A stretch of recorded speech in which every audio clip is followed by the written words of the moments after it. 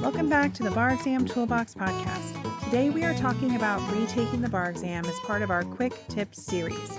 Your Bar Exam Toolbox hosts are Alison Monahan and Lee Burgess, that's me. We are here to demystify the bar exam experience so you can study effectively, stay sane, and hopefully pass and move on with your life. We're the co-creators of the Law School Toolbox, the Bar Exam Toolbox, and the career-related website Career Dicta. Alison also runs the Girls Guide to Law School. If you enjoy the show, please leave a review on your favorite listening app and check out our sister podcast, the Law School Toolbox Podcast. If you have any questions, don't hesitate to reach out to us. You can reach us via the contact form on barexamtoolbox.com, and we'd love to hear from you. And with that, let's get started.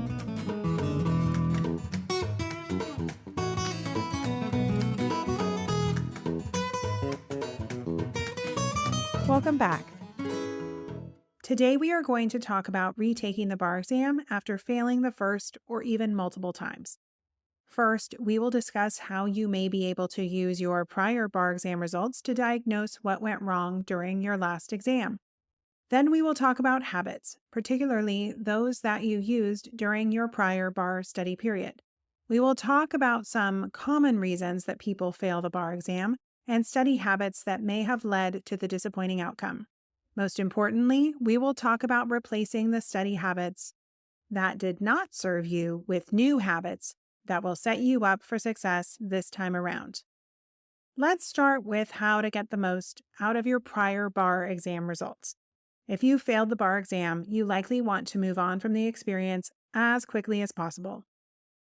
However, if you jump into studying for a retake without understanding why you failed, you are likely to make similar mistakes when you retake the exam and are more likely to fail again. So rather than jumping immediately into a do-over, it is important to take time to evaluate what went wrong during your first exam and create a study plan that helps you avoid those mistakes during the retake. An important part of this self-evaluation process is taking a critical look at the habits you used when preparing for your last exam. However, if your jurisdiction provides detailed information about your prior exam results, we recommend that you take full advantage of the valuable information you can learn from a detailed score report and even a review of your essay answers. When it comes to what jurisdictions provide, some of you will have more information than others, but most states provide a detailed score report with a breakdown of your score on every essay and performance test, as well as a score for your performance on each subject on the MBE. You can learn a lot by taking a few minutes to study this detailed score report. First, it is important to understand how close or far you were from passing. If you took the UBE, you will be given a total score out of 400 points, with most jurisdictions requiring somewhere between 260 and 270 to pass. Imagine that your jurisdiction requires a 266 to pass and you receive a score report with a 258 total score.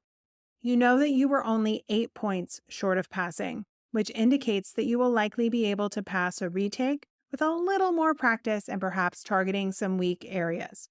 On the other hand, if you scored a 230, you know you will likely need to drastically overhaul your study approach to make up the 36 points you need to pass a retake. Raising your score by 30 plus points is possible. We have seen students do it.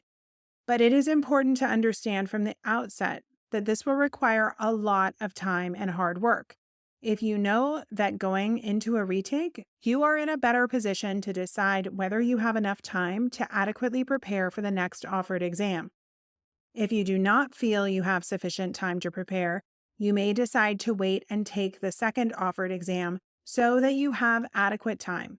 Either way, knowing what it will take to get to over the passing line serves you in your preparation for your next exam. This includes helping inform when you should plan to retake the bar exam.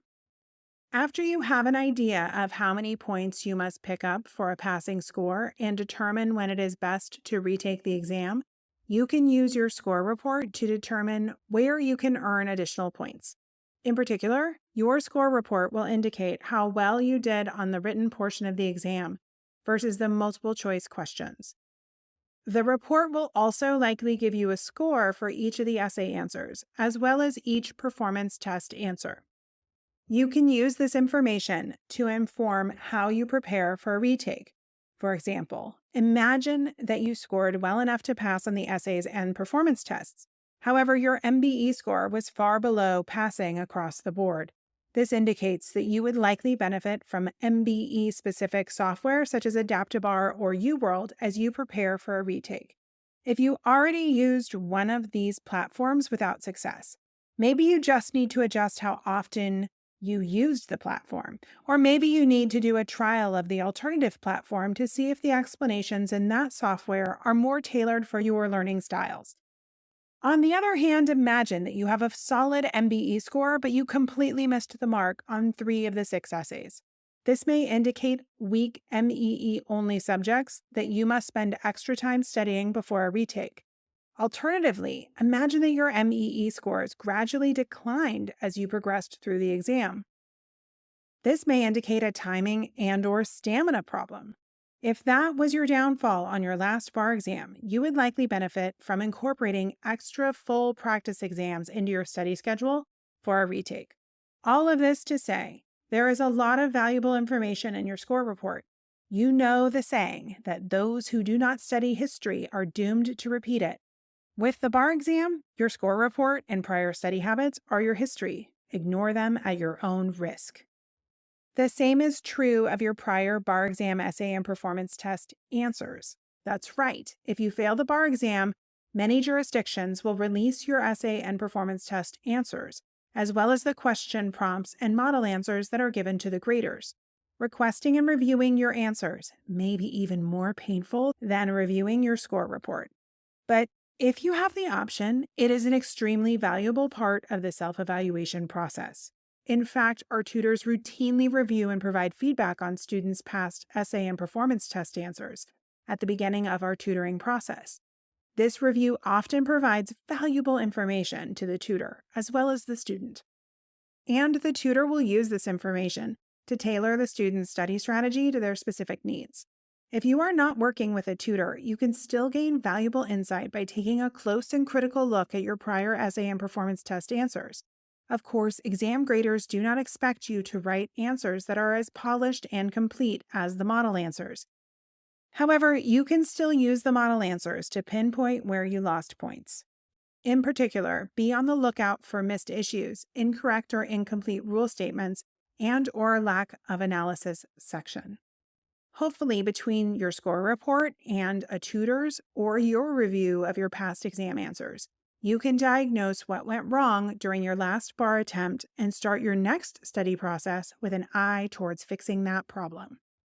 That being said, as we mentioned above, some jurisdictions are stingier than others regarding what they are willing to release after you have failed the bar exam. Most jurisdictions will at least provide a detailed score report with a breakdown of how you did on different sections.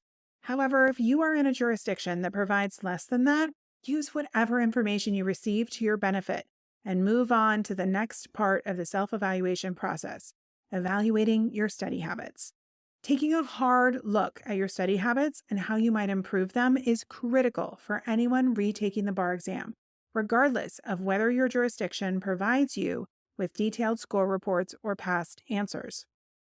Your prior scores or past answers may indicate that you were unsure of the rules on a lot of civil procedure questions. However, knowing that you need a better mastery of the federal rules of civil procedure does not tell you how to gain that knowledge. The how comes from an honest evaluation of your study habits as you prepared for your last bar exam and what you should do to study more effectively this time.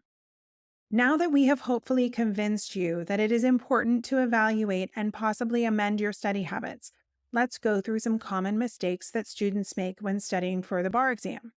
As we go through these common mistakes, ask yourself whether any of them may have plagued your prior bar study experience. If the answer is yes, there is no need to panic.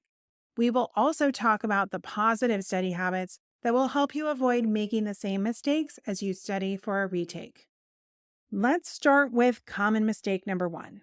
You spent the majority of your study time, over 50%, passively studying. Examples of passive studying include reading an outline to yourself, watching a video lecture, or even listening to a podcast. While these methods of studying are not bad if used as a supplement to a full-time active learning study schedule, passively using outlines, videos, or podcasts as a primary study method rarely leads to success on the bar exam. If you realize you spent a lot of time passively trying to learn the law during your last bar study period, you need to adjust your study process to incorporate more active learning techniques. For example, instead of reading an outline silently to yourself, you can review a rule in your outline. Then put your outline away and try to recite the rule out loud or even explain the rule as if you were teaching the rule to a friend. Or instead of just reading the rule to yourself in your head, you could read the rule out loud. Then you could think of 2 or 3 examples of how the rule might come up in an exam question and either describe the examples out loud or write them in your outline. You can use these same techniques to turn passively watching or listening to a lecture into a more active form of studying. For example, after the lecturer describes the rule, you could pause the lecture and try to reteach the rule to yourself using an example. Or you could pause the lecture and write the rule out several times on a sheet of scratch paper. At this point, you may be thinking, my bar prep course gave me 3 to 4 hours of video lectures to watch every day. If I paused the lectures after each rule, I would never make it through all of the material. This is an important reality check for those using a bar prep course that provides a lot of video or audio content. It may be time to rethink your strategy and skip some of those lectures. As noted above, you may want to use select lectures to supplement a full-time active study schedule. For example, you could listen to a lecture about a subject you did not take in law school the night before you actively study that subject. Or you could listen to a lecture about a subject you just actively studied while you take a break from active studying to walk your dog. But watching hours and hours of video lectures usually leads to a lot of passive studying. If that is the case, we recommend replacing time you would spend watching lectures or using other passive study methods with more active learning techniques, such as those described above, and/or practice questions. We will talk more about the importance of practice questions shortly.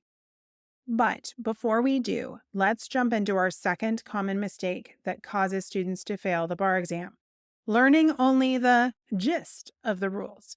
This mistake is often the result of using passive study techniques. For example, if you spend 3 hours passively watching a video lecture about subject matter jurisdiction in federal court, you may gain a general understanding of the topic.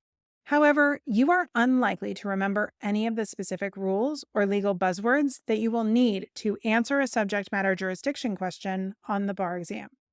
You will likely also miss nuances and rule details that you will need to know how to accurately answer MBE questions about the topic. In other words, you cannot pass the bar exam by knowing the gist of the rules. To pass the bar exam, you must memorize rule statements word for word, or as close to word for word as possible. This includes knowing the specific legal buzzwords that exam graders look for in your essay answers. You must also know the rule well enough to apply it in a nuanced situation, as you will be required to do in essay questions and on the MBE. Unfortunately, there is no shortcut to memorizing precise, complete rule statements. You must drill the rules over and over until you can recite them from memory. Active learning techniques are critical to rule memorization, so remember to use active techniques, such as those noted above, to memorize rules. For example, you can write out a rule or recite it over and over to yourself as you pace your office. You can use flashcards or rule statement quizzes to force yourself to recite rules from memory. Practice questions are also a great way to review and test your knowledge of the rules. This brings us to our next common mistake. You did not start doing practice essay and/or MBE questions until the end of your bar study period. Memorizing precise and complete rule statements is only the first part of passing the bar exam. The second step is practice. As you know, the bar exam does not simply ask you to write out the precise rule statements for a given topic. Rather, the bar exam asks you to apply the rules to specific factual scenarios. On the MBE, the exam requires you to be sure enough in your application of the rule to select the correct answer over a trick answer choice designed to make you question your application. For the essay questions, you are required to not only apply the rule, but also explain its application in a legal analysis. Answering MBE questions and writing passing bar exam essay answers are skills that you must develop to pass the exam. That is why we recommend that you start doing practice MBE and essay questions as early as your first week of bar study. In fact, you can use open book practice questions as an active learning tool to help you memorize the rules. For example, if you are doing a practice essay question regarding subject matter jurisdiction, and you cannot remember the precise language of the rule for diversity jurisdiction, take 5 minutes to look up the rule in your outline. Then practice writing the correct rule language in your essay answer and apply that rule to the facts. Actively practicing with your rule statements is a particularly efficient way to study because it, 1, helps you develop the skill of answering bar exam questions, and 2, it helps you memorize the rules. That brings us to the last common mistake that we will talk about today. You did not practice writing strong legal analysis sections for the written portion of the exam. Of course, this mistake is related to our third common mistake. And the first step to avoiding this mistake is the same as avoiding mistake number 3. Start doing practice questions during your first week of studying. However, even students who practice writing essay answers from the beginning of their study period still lose points on the exam by failing to include strong legal analysis sections in their answers. This is where outside feedback from a tutor or mentor may be helpful. Alternatively, if you choose to self-evaluate your practice answers, you must pay particular attention to your legal analysis sections. Ask yourself questions such as, are you doing more than summarizing the facts? Are you explaining how particular facts satisfy elements of the rule? Are you using words like because to explain how you reach a particular conclusion? When in doubt, take a look at the analysis section in the model answers and think about whether your answer includes a similar explanation. Writing strong legal analysis sections is key to passing the essay and the performance test portions of the bar exam.